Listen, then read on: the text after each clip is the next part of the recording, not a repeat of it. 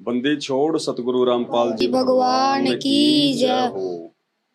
परम पिता परमात्मा, सारी सृष्टि के रचनहार, कुल मालिक, असंख्य ब्रह्मांडों के स्वामी, जगत गुरु, तीनों लोकों में प्रवेश करके सबका भरण पोषण करने वाले राजाधिराज, आत्माधार, नाथों के नाथ, देवों के देव महादेव, सर्वेश्वर महेश्वर मृत्युंजय, अजरो अमर, आदि अनादि, सनातनी प्रभु, जगत पिता जगदीश्वर, 1008 की उपाधि के वास्तविक अधिकारी, अकाल मूरत, शब्द स्वरूपी राम, वासुदेव, सर्वगतम ब्रह्म, परम पूज्य, प्रथम पूज्य, परम संत, परम पुरुष, परम धनी, परम दयालु, सत्य कबीर, हक्का कबीर, जगत के तारणहार, जगत के मुक्तिदाता, जगत के जगन्नाथ, हारे का सहारा, अल्लाह अकबर, संत शिरोमणि सतगुरु रामपाल जी भगवान के चरण कमल में हम सभी भाई बहनों का अनंत कोटि दंडवत प्रणाम।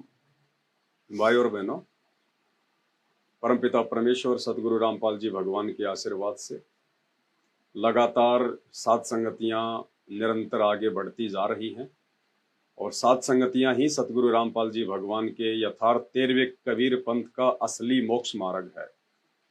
जो व्यक्ति सात संगति से नहीं जुड़ पाएगा, अपने दुर्भाग्य से, अपनी बदकिस्मती से,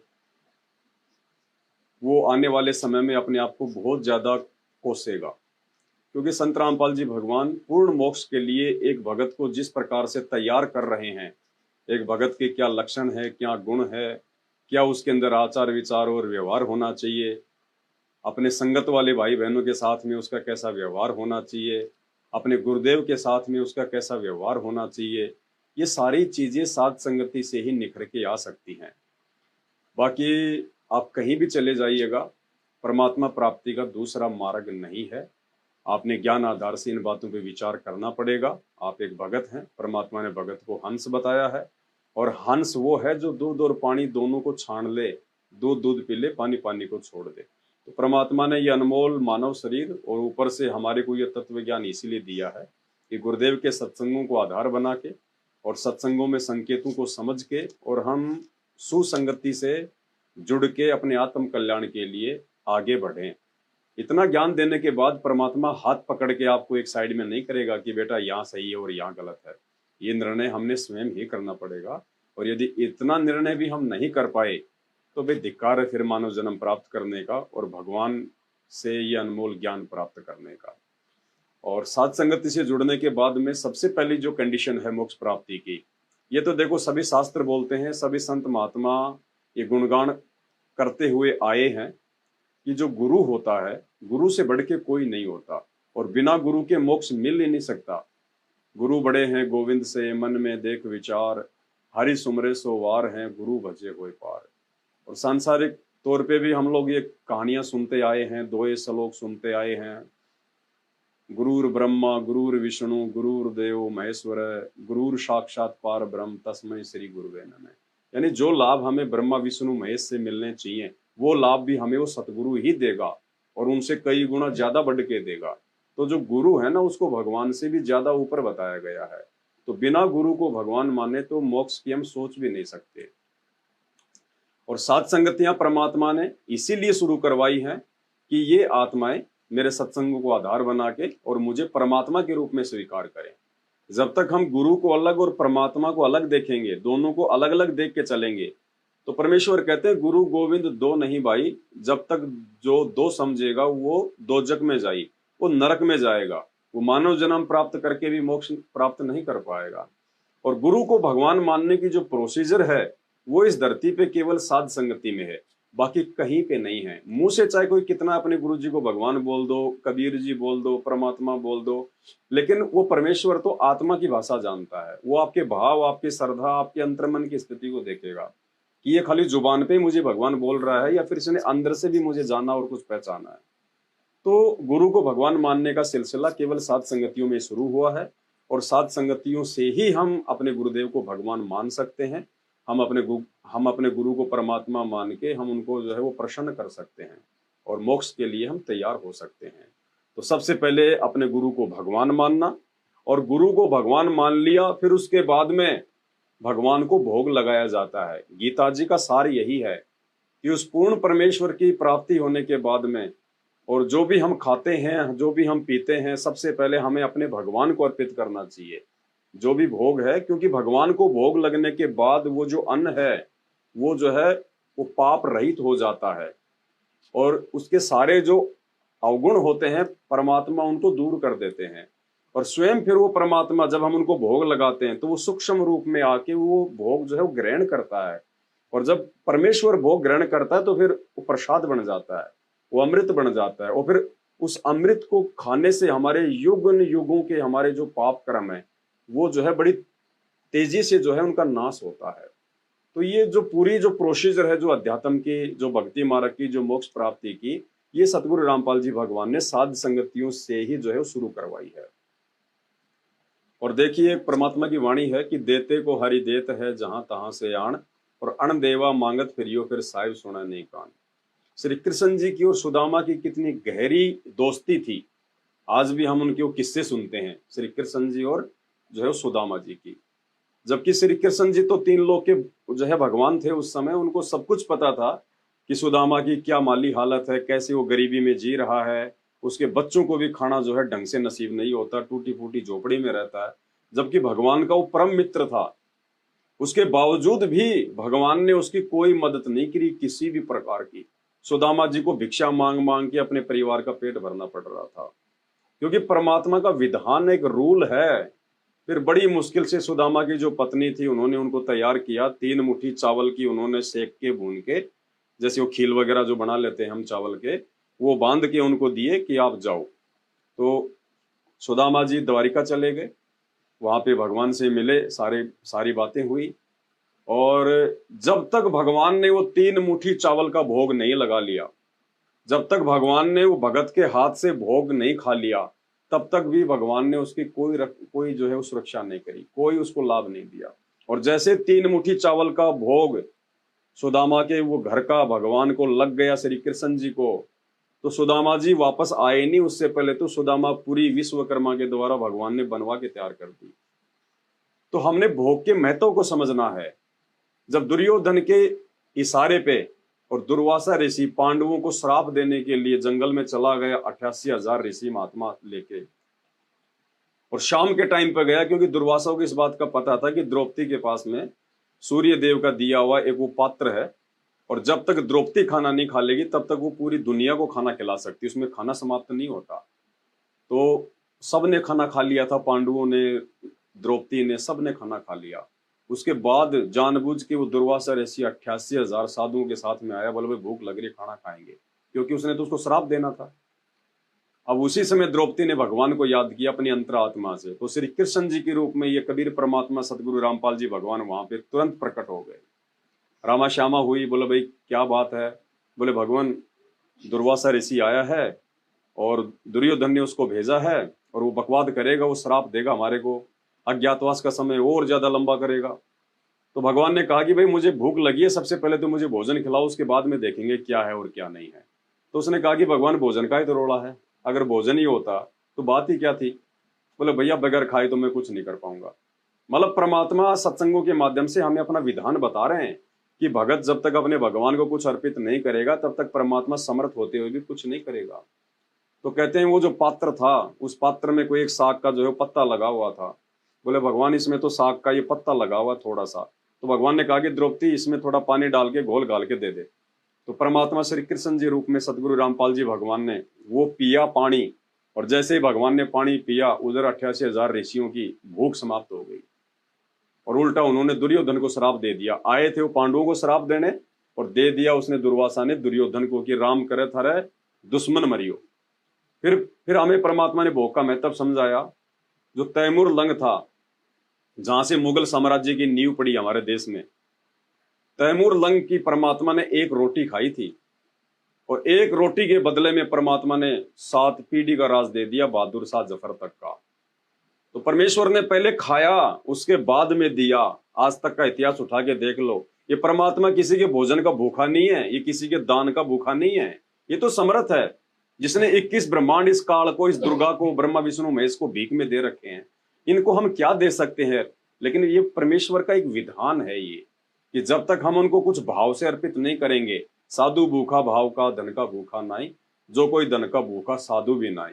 तो आने वाले समय में परमात्मा इसी प्रोसीजर से जो जो आपत्तियां आने वाली हैं, जो भुखमरी का दौर आने वाला है, जो अकाल पड़ेगा, उस समय परमात्मा हमारी इन्हीं भोग वाली इन क्रियाओं से खुश होके परमेश्वर हमें अपने हाथों पे रखेगा। क्योंकि परमात्मा भक्ति विधान से सारा काम करता है। लेने को तो भगवान समर्थ है, अपनी आत्मा को 2 मिनट में पकड़ के ले जाए सतलोक, यहाँ पे हमें कौन रोक देगा। लेकिन जिस प्रकार से परमात्मा ने पूरा मैनेजमेंट को सेट किया है 21 ब्रह्मांड को, कि भाई आपने ब्रह्मा विष्णु महेश के माध्यम से फिर आपके कर्म बनेंगे। फिर जो गीता जी में लिखा हुआ है अध्याय 18 श्लोक 62 में कि सर्व धर्मान परित्यज्य माम एकम शरणम व्रज अहम तवा सर्व पाप्याभ्यामी मोक्ष्यामि मा सोच, कि भाई तेरे लेवल की जितनी भी धार्मिक पूजाएं हैं वो सब तू मुझे जो है अर्पित कर, उसके बाद मैं तुझे ऋण मुक्त करूंगा। तो परमेश्वर हमें विधि विधान से ही लेके जाएंगे। तो भोग लगाना इस परमेश्वर की विधि में एक विधि विधान है। सबसे पहले अपने गुरु की पहचान करो कि मेरा गुरु भगवान है या कोई ऐसे ही है। अगर गुरु भगवान है तो बाकी भगवानों को छोड़ दो, फिर केवल अपने गुरुदेव तक सीमित रहो और फिर अपने गुरु को परमात्मा मान के उन्हीं की पूजा अर्चना, उन्हीं से अपनी जो भी डिमांड है, जो भी प्रार्थना है, और उन्हीं को भोग लगाना, और उन्हीं से हर चीज की जो प्राप्ति है हमें केवल अपने गुरुदेव भगवान से चाहिए। और एक पति यानी अपने गुरु को ही अपना जो है पति परमेश्वर मान के, और हमने उन्हीं की साधना करनी है, उन्हीं की हमने आज्ञा में चलना है, सब कुछ उन्हीं को मानना है। तब कहीं जाके ये परमात्मा उस आने वाले विनाशकारी समय में भी हमारी रक्षा करेंगे। और फिर जब हमारा शरीर छूटेगा, जब हमारी भक्ति बन जाएगी, तब ये परमात्मा हमारे को जो है वो सतलोक में भी लेके जाएगा। तो अब तो वैसे भी विनाश का समय शुरू हो चुका है, ज्यादा समय नहीं है। 2028 तो फाइनल गेम है। 2028 के बाद तो परमात्मा धीरे धीरे जो है सतयुग की शुरुआत कर देंगे इस धरती पे। तो बहुत थोड़ा समय बचा है और आने वाला समय इतना विनाशकारी है उसकी हम कल्पना भी नहीं कर सकते। और वो विनाशकारी समय आए बिना दुनिया संत रामपाल जी को भगवान मान भी नहीं सकती। क्योंकि जब तक लोगों के घुटने नहीं टूट लेंगे, जब तक लोगों के हाथ खड़े नहीं हो जाएंगे, ये सभी देवी देवता ब्रह्मा विष्णु महेश जो भी जिसको मानता है, जो भी धर्म वाला, जब तक उनके इष्ट देवों की पोल सामने नहीं आ जाएगी कि ये कुछ नहीं कर सकते, ये केवल बेजान है, मुर्दे हैं, ये पत्थर के टुकड़े हैं, ये कुछ नहीं कर सकते, हमारा करने वाला कोई और है, उस समय ये सतगुरु रामपाल जी भगवान पूरी दुनिया के सामने निकल के आएंगे। तो भाई और बहनों, आप और हमारा सौभाग्य है कि परमात्मा ने हमें समय रहते और समय से पहले ही अपनी जानकारी करवा दी और परमेश्वर ने हमें अपनी शरण में ले लिया। इससे बड़ा हमारा सौभाग्य हो नहीं सकता। हम इस दुनिया में ब्रह्मा विष्णु महेश तो छोड़ो, मतलब यहाँ पे कोई है ही नहीं, कोई ऐसी 21 ब्रह्मांड में कोई शक्ति जिससे उसके भाग्य से हम अपने भाग्य की वो तुलना कर सकें। हमें परमेश्वर ने इतना उच्च पद दिया हुआ है, तो ये मौका ना चूकना, किसी अज्ञानी पाखंडी के बहकावे में ना आना। ये परमात्मा है, इस परमात्मा का कोई परिवार नहीं होता। अगर इसका कोई असली परिवार है तो उसके बेटा बेटी हैं। कौन से बेटा बेटी? संगत वाले लाखों बेटा बेटी जो मर्यादा में रह के उसकी भक्ति कर रहे हैं, जो उसकी आज्ञा में चल रहे हैं, जो उसको भगवान मानते हैं, वो उनके असली बेटा बेटी हैं। बाकी भगवान का शरीर का कोई बेटा बेटी नहीं होता, क्योंकि जो भगवान होता है वो शरीर में नहीं होता, वो 5 तत्वों में नहीं होता है, वो तेज पुंज का शरीर होता है उसका। वो लीला एक ऐसी करता है सांसारिक तौर पे, लेकिन वास्तव में भगवान का ना कोई माँ होता है, ना बाप होता है, ना बेटा, ना बेटी, ना बंधु, कुछ नहीं। तो ये हमारा परम सौभाग्य है कि उस परमेश्वर ने आके हमें अपनी जानकारी करवाई और आज परमात्मा साथ संगति से जोड़ के हमें मोक्ष मार्ग की तरफ निरंतर आगे बढ़ा रहे हैं। तो भाई और बहनों, अब ये मौका नहीं चुकना है। आज परमात्मा ने मेहर बख्शी, हम लोग हिमाचल प्रदेश में आए हुए हैं। भगत जी हैं और पूरा इनका परिवार है, आप देख सकते हैं पीछे, और आसपास के 2-4 भाई बहन भी आए हुए हैं। हमने ज्यादातर भक्तों को नहीं बुलाया है क्योंकि वैसे ही परमात्मा ने प्रेरणा की। हम लोग बुलंदशहर की साथ संगति में आए हुए थे, फिर रुड़की से एक भगत जी का फोन आ गया, फिर हम उनके घर पे चले गए, रात को वहां रुके, वहां परमात्मा को भोग लगा, वहां साथ संगति हुई, फिर भगत जी से मिलने हम यहाँ आ गए। तो भगत जी का तो परिवार ही इतना बड़ा है, बाहर वालों को बुलाने की जरूरत ही नहीं। तो सभी भाई बहन मिलके अब परमात्मा को भोग लगा रहे हैं। उसके बाद आज यहाँ से निकल लेंगे, फिर आगे परमात्मा साथ संगति में। तो कहने का मतलब है हम भी सावधान रहें, और जितने भी हमारे संपर्क में हमारे भगत भाई बहन है, विशेषकर हम सबको परमात्मा के विषय में बताएं कि वो दाढ़ी मूंछ वाली कबीर की फोटो भगवान नहीं है, परमात्मा नहीं है। परमात्मा सतगुरु रामपाल जी भगवान है। इन्हीं को भगवान मानने से, इन्हीं की पूजा अर्चना करने से, इन्हीं को भोग लगाने से हमारी आत्मा का कल्याण होगा। इस वहम में ना रहना कि ये खाली एक सामान्य संत है। मर जाओगे, डूब जाओगे, कोई बचाने वाला नहीं है। सात दीप नौ खंड में, और गुरु से बड़ा ना कोई, कर्ता करे ना कर सके, गुरु करे सो होय। यानी वो कर्ता जिसको तुम भगवान मान रहे हो, डाडी मूछ वाले को या ब्रह्मा विष्णु महेश को, वो भी कुछ नहीं कर पाएगा वर्तमान में, जो ये कर्ता कर देगा, क्योंकि ये असली कर्ता है। तो अब हम सभी भाई बहन मिलकर परमात्मा को छोटी भोग की आरती के साथ हलवे राम का भोग लगाने जा रहे हैं, और उसके बाद फिर बैठ के हम लोग परमात्मा की चर्चा करेंगे। बंदी छोड़ सतगुरु रामपाल जी भगवान की जय हो। बंदी छोड़ सतगुरु रामपाल जी भगवान की जय हो। ग्रीव नमो नमो सतपुरुष को नमस्कार गुरु की नाहि। सुर नर मुनि जन साध संतों सर्वसदे नाहि। सतगुरु साहिब संत सब दंडोतम प्रणाम। आगे पीछे मध्य हुए तिनको जा कुर्बान। निराकार निर्विषम काल जाल भय भंजन। निर्लेपम निज निज गुणम अकल अनुग्रह सन्न गुणम। सोहम सुरति समापतम सकल समानानि रतले। उजल हिरंबर हरदम बेपरवाह थाए। बार बार नहीं मध्य तुम ग्रीव जो सुमरे सिद्ध होई। गणनायक करताना करो अनुग्रह सोई। पार्श पर परवाना आदि गणेश मनाओ। गणनायक देवन देवा चरण कमल धोलाओ। आदि अंत करु सेवा परम शक्ति संगीता। हृदय सिद्धि दाता सोई अवगत गुण अतीता। सात पुरुष निर्मोही जगदम्बा जगदीशा। मंगल रूप मुरारी तन मन अर्पण शेषा। भक्ति मुक्ति भंडारी सुर नर मुनि जन धामे। ब्रह्मा विष्णु महेशा शेष शेष मुख धामे। पूजे आदि गणेशा इधर कुबेर सरिका। वरुण धर्म राय धामे समरथ जीवन जी का। मन इच्छा फल पामे 33 कोटि अघारा।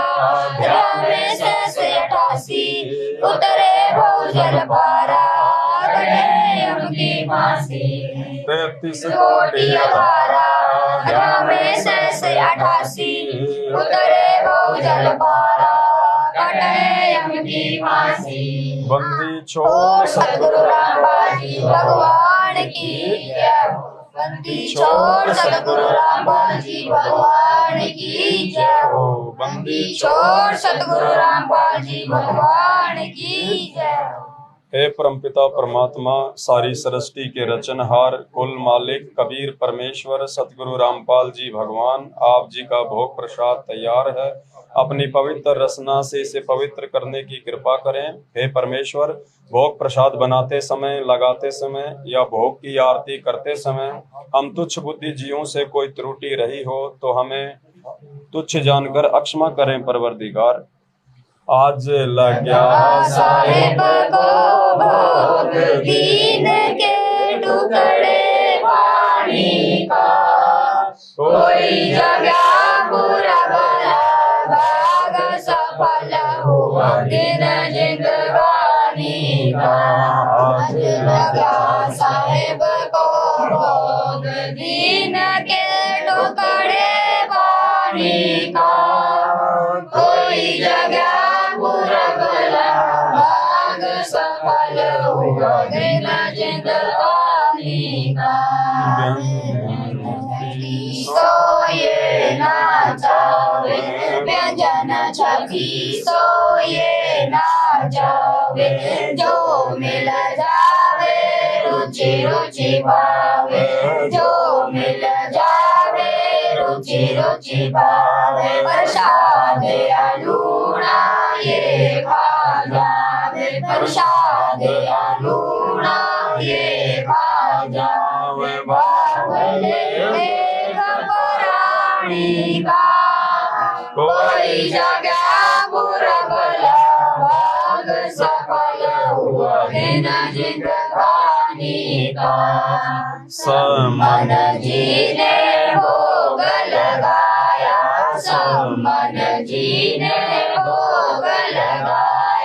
सिर लड़के का काट के लाया, सिर लड़के का काट के लाया, बंदी छोड़ने तुरंत जिवाया, बंदी छोड़ने तुरंत जिवाया, पाया बल सत यजमानी का, कोई जगह पूरा बोला भाग सफल हुआ दिन जिंदगानी का।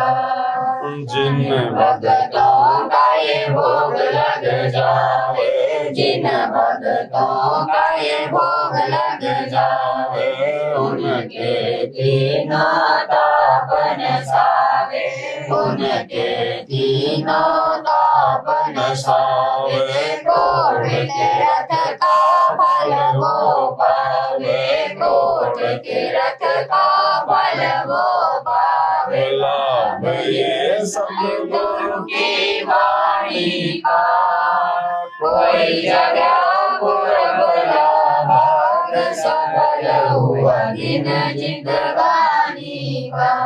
सतगुरु की वाणी है अनमोल, सतगुरु की वाणी है अनमोल, इसे ना समझ सके अनमोल, इसे ना समझ सके अनमोल, साहिब ने वेद दिया सब खोल, साहिब ने वेद दिया सब खोल, बड़ी सदर राजधानी का, कोई जगह पूर्व भाग सफल हुआ दिन जिंदगानी का।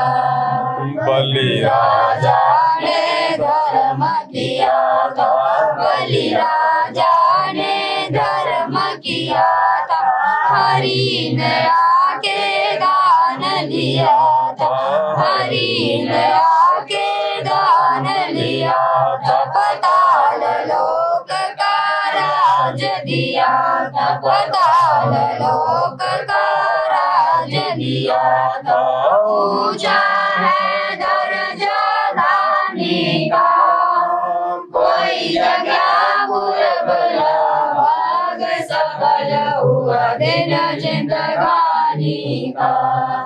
धर्मदास ने अगर चाही, धर्मदास ने अगर चाही, बिन दर्शन न जीव गुसाई, बिन दर्शन न जीव गुसाई, दर्शन देकर प्यास बुझाई, दर्शन देकर प्यास बुझाई, भाव लिया देख कुर्बानी का, कोई जगह पूर्व भाग सफल हुआ दिन जिंदगानी का। रया क्यों मोह ममता में सोए रहा, क्यों मोह ममता में सोए, जगत में जीवन है दिन गोए, जगत में जीवन है दिन गोए, पता ना मन हो के ना होए, पता ना मन हो के ना होए, तेरे इस श्वास सलाने का, कोई जगह पूरब भाग सफल हुआ दिन जिंदगानी का। जीव जो ना सत्संग में आया, जीव जो ना सत्संग में आया, वेदना उसे भजन का पाया, वेदना उसे भजन का पाया, गरीबदास को भी बाबला बताया, बलि छोड़ को भी बाबला बताया, क्या कर ले इस दुनिया सियाने का, कोई जगह पूरब भाग सफल हुआ दिन जिंदगानी का। साध संगत से वेद जो पाया, साध संगत से वेद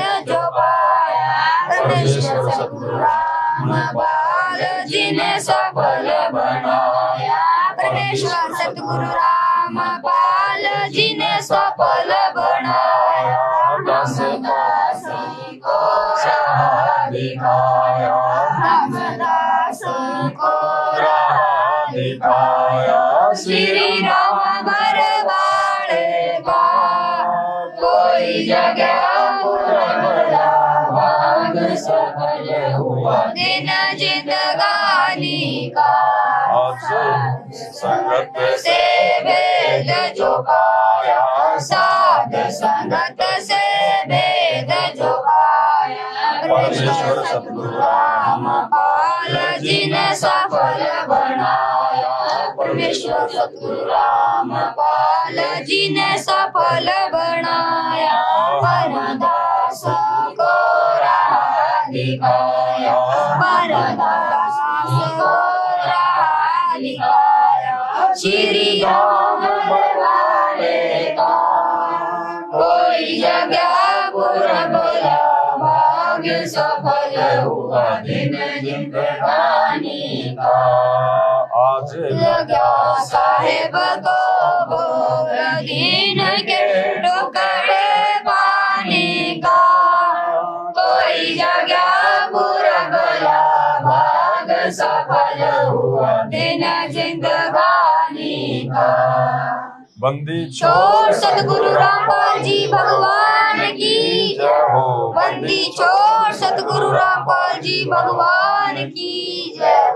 बंदी छोड़ सतगुरु रामपाल जी भगवान की जय। हम विनती करते जी गुरु जी थारे आगे, साहेब थारे आगे।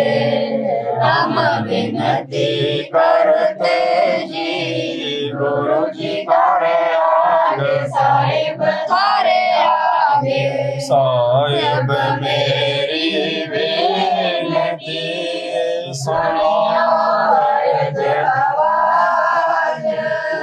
जल की बूंद में रचा भला बनाया साज, गुरु जी थारे आगे, साहिब थारे आगे। हम विनती करते जी गुरु जी थारे आगे, साहिब थारे आगे। साहिब मेरी बेनती सुनिया जय आवाज, मदर पितर मतो पुत्र पिता को लाज, गुरु जी थारे आगे, साहेब थारे आगे। हम विनती करते जी गुरु जी थारे आगे, साहेब थारे आगे। साहिब मेरी बेनती करियो रो करतार, तन मन धन कुर्बान जा बीजन दीवार, गुरु जी थारे आगे, साहेब थारे आगे। हम विनती करते जी गुरु जी थारे आगे, साहेब थारे आगे। मालिक मेरा मेहरबान सुनियो जय आवाज, पंजारा को शीश पर जम नहीं होते निराश, गुरु जी थारे आगे, साहेब थारे आगे। हम विनती करते जी गुरु जी थारे आगे, साहेब थारे आगे। मेरा मोगे मेरे कर मैं आया तक शाम, समर्थ तुम्हारे आसरे बंदी जाम गुलाम, गुरु जी थारे आगे, साहेब थारे आगे। हम विनती करते जी गुरु जी थारे आगे, साहेब थारे आगे। मैं समर्थ के आसरे दम कदम करतार, पलक मेरी दूर करो, खड़ा रहूं दरबार गुरु जी थारे आगे, साहेब थारे आगे। हम विनती करते जी गुरु जी थारे आगे, साहेब थारे आगे। अविनाशी के आसरे अजरावर की श्याम, अर्थ धर्म तुम मोक्ष होई, समर्थ राजा राम गुरु जी थारे आगे, साहेब थारे आगे। हम विनती करते जी गुरु जी थारे आगे, साहेब थारे आगे। अर्ज आवाज अनाथ की आज जगी अरदास, मन जाना बेटियो री जाने सर्वास, गुरु जी थारे आगे, साहेब थारे आगे। हम विनती करते जी गुरु जी थारे आगे, साहेब थारे आगे। अनंत कोटि ब्रह्मांड का एक रति नहीं भागे, सतगुरु पुरुष कबीर बोल के सिर जनहारे, गुरु जी थारे आगे, साहेब थारे आगे। हम विनती करते जी गुरु जी थारे आगे, साहेब थारे आगे। जुगन जुगन के पाप से जुगन युगन के मैल, जानत हो जगदीश तुम जान किए बद फैल, गुरु जी थारे आगे, साहेब थारे आगे। हम विनती करते जी गुरु जी थारे आगे, साहेब थारे आगे। अलल पांग अनुराग है सुर मंडल रचीर, दास गरीब दारिया सतगुरु मिले कबीर, गुरु जी थारे आगे, साहेब थारे आगे। हम विनती करते जी गुरु जी थारे आगे, साहेब थारे आगे। अकाल पुरष साहेब धनी अविगत अविनाशी, गरीबदास शरण लगा काटो यम फांसी, गुरु जी थारे आगे, साहेब थारे आगे। हम विनती करते जी गुरु जी थारे आगे, साहेब थारे आगे।